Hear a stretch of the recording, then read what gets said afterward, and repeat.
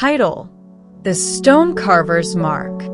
In the crag-bound village of Ironvale, where mountains loomed like silent judges, the stone hall stood at the valley's heart, its walls etched with runes that glowed under moonlight. No one knew who carved them, but the villagers swore they pulsed with intent, guarding or warning. They spoke of Ismine, the stonecarver, whose chisel shaped not just rock but truths too sharp to hold.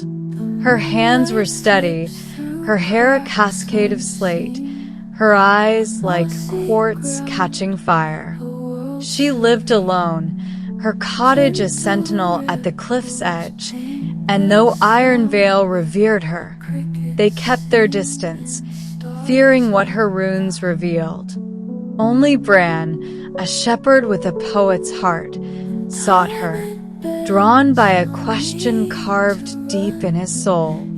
At 25, Bran tended Ironvale's flocks, his staff worn smooth, his voice soft as dusk. His sister, Lyra, had vanished 3 years prior, leaving only a rune-etched stone by the river. The village called it a runaway's whim, but Bran saw grief in the rune's lines, a plea he couldn't decipher. Ismine, they whispered, could read such marks. She'd carved the stone hall's runes, after all. Bran's poems, scrawled on bark, spoke of Lyra's laugh, but they couldn't bring her back. He needed more. Each dawn, Bran drove his sheep past Ismine's cottage, her chimney smoke curling like a script. She'd be outside, chiseling a slab, her strikes precise as heartbeats. He'd pause, Lyra's stone in his pocket, its weight a silent ache. Ismine would glance up, her gaze piercing, and nod once, as if waiting. Bran's courage faltered, his poems unfinished, but the rune's mystery gnawed, a splinter under skin. One twilight, when clouds bled red and ravens circled, Bran's resolve hardened. He slung his staff, tucked Lyra's stone close, and climbed to Ismine's door. The stone hall hummed faintly, its runes flaring as he passed. Ismine answered his knock, her apron dusted with grit, her voice low. "You've carried it long enough," she said, eyeing the bulge in his pocket. "Show me." Bran stepped inside, the cottage warm with resin and stone. He set the rune stone on her table, its lines stark under lamplight. "Lyra left this," he said, voice rough. "What does it say? Where is she?"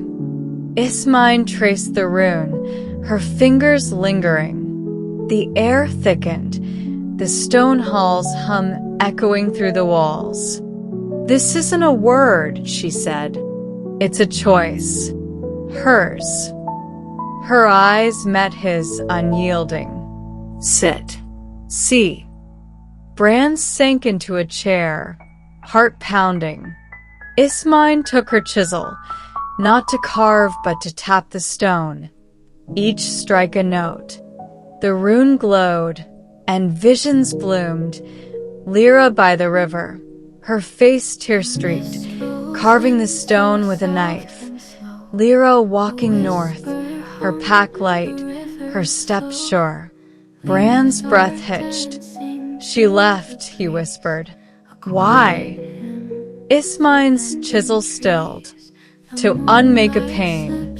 The rune holds it, her fear, her need to be free. She didn't want you to follow." The visions shifted. Lyra in a distant city, laughing, alive. Bran's chest ached, relief warring with betrayal. "She could have told me," he said, voice cracking. "I'd have let her go." "No one lets go easily," Ismine said, her tone soft but firm. The rune was her farewell. Take it or leave it here.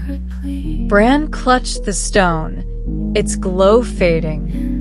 He saw one last image, himself, older, carving Lyra's rune into a staff, his poems alive again. He stood, dizzy, the cottage seeming to tilt. "What's the cost?" he asked. "Knowing," Ismine said. "It's heavier than you think." He left, the stone halls hum fading, the night cold against his tears.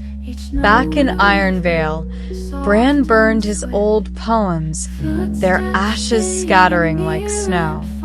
He kept the rune, carrying it as he heard it, his staff lighter now. The village noticed, his songs returned, woven with Lyra's name, not as loss but as light. Ismine carved on, her runes guarding Ironvale's truths. Bran never climbed to her again, but at dawn, he'd pause by the stone hall, tracing Lyra's rune in the air, a mark he'd bear, steady as stone, until his own lines were carved. Thank you, amazing viewers. We're so grateful to you for listening to our story videos on English through stories. Your support for adventures like The Moth's Promise and The Bellmaker's Echo means the world to us. Keep learning English with us. More exciting stories are coming.